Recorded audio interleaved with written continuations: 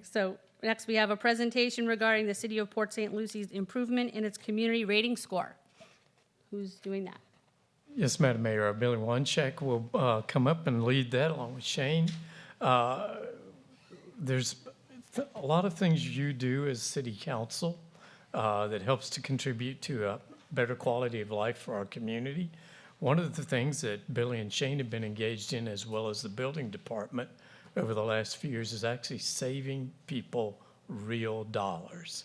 So we had our rating decreased. I want Billy to talk a little bit about that and what it means to our residents. And it is one of those things that people can point to and say, wow, my bills are lower because of the city of Port St. Lucie.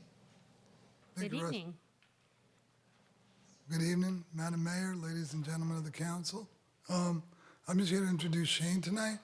Shane's going to do the bulk of the speech, bulk of the presentation, I should say. He's going to tell you about our current standing in the FEMA's community rating system and what that means and how we got there.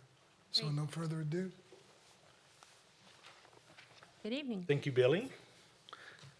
Good evening, Madam Mayor, council members, Mr. City Manager, and citizens of the City of Port St. Lucie. Is this my clicker? Which way's forward, the big button? Okay. All right. I'm here to talk to you about the Community Rating System, which is a program that I manage that was recently verified and the final results certified through FEMA's National Flood Insurance Program, resulting in a major class upgrade for our citizens. So what is CRS and what does it mean? CRS is a voluntary Federal Emergency Management Agency incentive program that encourages jurisdictions to work to reduce flood threats in their communities, providing flood policy discounts for implementing initiatives that reduce flood risk. The city has been a participating community since 1991 and has been a Class 8 community since 1996. It's important to note that on the rating system, Class 10 is the lowest class and Class 1 is the highest or the best rating. Because there was no dedicated staff, it was challenging to improve and maintain the city's rating. Thank you to the city manager and our council for approving an additional resource to manage this very important process for the city, especially as it was at a critical time. The city was actually in its 5-year verification window for its overall rating review. Since the verification visit had already been scheduled with FEMA and was not able to be changed, I immediately jumped in, forged partnerships amongst various personnel and departments throughout the city, worked with them to get the required documentation, and went into the cycle visit confident that we would move up at least one class. I was pleasantly surprised that we actually made a huge jump from a Class 8 to a Class 5. I had to compare, with the help of several departments, the city's initiatives and documentation with the CRS Coordinator's Manual, which is over 700 pages long, to make sure that each item and sub-item met each individual requirement. This was quite an accomplishment which could not have been done without the cooperation and assistance of several departments and staff.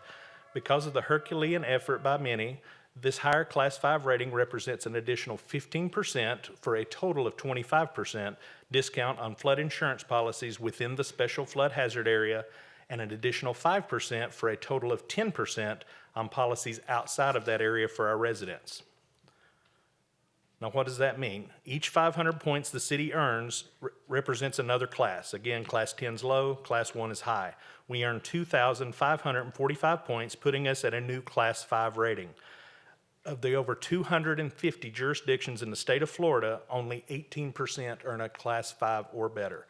This could not have been done without the vision of our city council over the years, committing funding and support to the city pursuing grants to implement flood mitigation measures. With our new Class 5 rating, one example is if we did not participate in the program at all, a policy with a base cost of $1,000 would actually be 25% higher, or $1,250 inside the special flood hazard area, and would be 10% higher at $1,100 outside of that area. In a time when insurance costs are going up constantly, the work we are doing in the city is actually bringing these costs down. Of the 19 total CRS activities, these 13 are the ones we were verified as having implemented in 2021.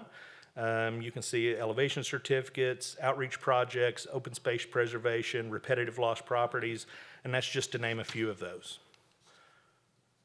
Our participating departments, again, a big thank you to the city departments and our community partners that provided information and documentation for our verification visit, helping us achieve this Class 5 rating. As you can see, building department, IT, communications, public works, planning and zoning, and then our community partners, county environmental resources, county emergency management and their local mitigation strategy, and the National Weather Service. All right, so here's the big question. When do we get our reward? FEMA institutes new class ratings all throughout the year as they do these cycle visits throughout the country. But insurance discounts only go into effect one time a year. That way, insurance companies can actually keep up with who's getting discounts and who's not. Our final letter from FEMA on September 13th indicated that flood policies written or renewed after April 1st, 2023 will have the new discounts for all eligible properties. Since homeowners insurance does not normally cover any flooding and rebuilding a home costs more now than it ever has before, it is important that we continue encouraging our citizens to consider purchasing flood insurance to protect their homes and their belongings. Most people do not know this, but FEMA's assistance programs will only provide the uninsured a maximum of $37,900 under Section 408 of the Robert T. Stafford Disaster Relief and Emergency Assistance Act, no matter how much their home cost when it was destroyed. If you have a $300,000 home that is washed completely away, you're limited to $37,900 in an individual and household assistance. This is because FEMA is not insurance, it's a backstop. Its intended purpose is to keep you from hitting rock bottom, but not to make you whole again. Only having insurance makes you whole. With Hurricanes Ian and Nicole fresh in our minds and the amount of flooding that took place from Fort Myers to Daytona Beach, having flood insurance is an option that may help our residents. Finally, I want to thank one more time all those departments throughout our city for cooperating and providing the needed documentation to make our CRS verification a huge success. You aren't rid of me yet, though, departments, because I'll be calling upon you around the first of the year to start gathering information for our annual recertification, which happens on May the 1st. And a special thank you once again to the mayor and our council for supporting these initiatives and everything else we do in the city to mitigate against our most common hazard, which is flooding. Way to go, team. Thank you so much. There's a lot that goes into this, like you said, and most people don't understand it. And I mean, just from my experiences with the fire district, and Councilwoman Morgan can attest with the ISO rating and all the recertifications that go into that. So this is not the same, but it's along the similar lines about all the work that has to go into it from all the city departments in order to achieve these higher ratings to get those discounts. So it's very important work, and we're very appreciative of all the departments' participation. You mentioned ISO, they're the third-party contractor who does the verifications Exactly. for FEMA. So, Yep. And I was in the fire service, so I dealt with them before, and now I'm dealing with them again. Right. So thank you very much. Thank you all. Okay.